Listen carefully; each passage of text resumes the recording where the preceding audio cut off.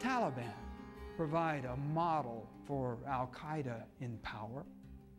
Bin Laden and Al-Qaeda became the Taliban's partner in the quest to create an ideal Islamic state in Afghanistan. The ruler of the country, Mullah Omar, kept the treasury in a silver box under his bed. Governing was never of interest to him or to any of the radical Islamists. Purity was what captured their imagination. And where purification is a program, terror is not far behind.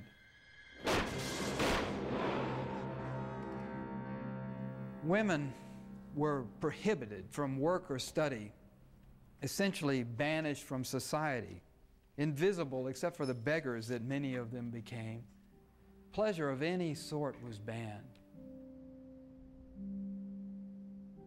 In March 2004, I fly into Kabul. The amount of armament that has flown through this country during 25 years of continuous warfare is immediately evident. Every telephone pole has been shot at least 100 times. Much of the capital is rubble. And yet, Afghanistan is a thrilling place. Often when I'm talking to a jihadi veteran in London or Cairo, I could see his mind traveling back to that old killing field. And he's no longer a secretary or a driving instructor. He's a warrior again, inside a landscape so stark, so beautiful, so existential. It could be the set for a John Ford Western.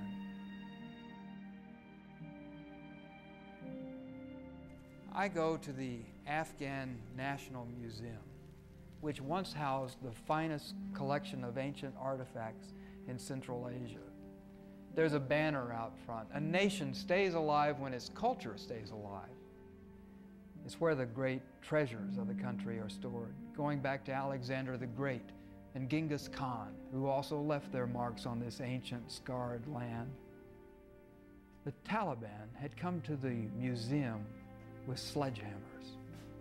They pulverized every pre-Islamic artifact. The museum staff looked on horrified, and when the Taliban left, they swept up the shards and stored them in boxes. When I get there, the staff are painstakingly gluing the pieces back together.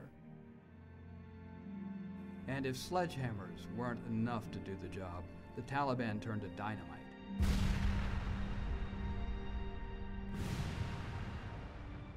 There once was a fine zoo in Kabul. Like everything in Afghanistan, it has suffered from 25 years of warfare, but the animals themselves, although neglected, had not been targeted. Families still brought their children to the zoo until the Taliban took over the capital. When the Taliban stormed into Kabul, a group of fighters entered the zoo. One of them leaped into the lion's den.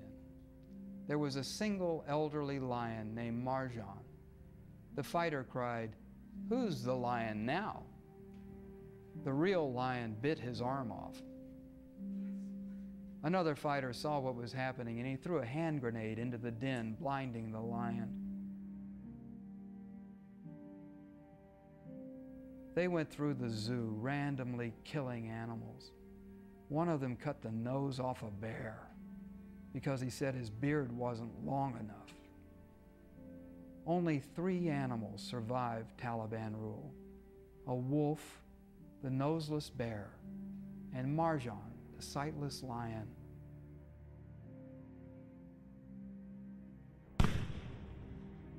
The Taliban was swept out of power by the U.S. invasion of Afghanistan. But when the U.S. turned its attention to Iraq, the Taliban reemerged.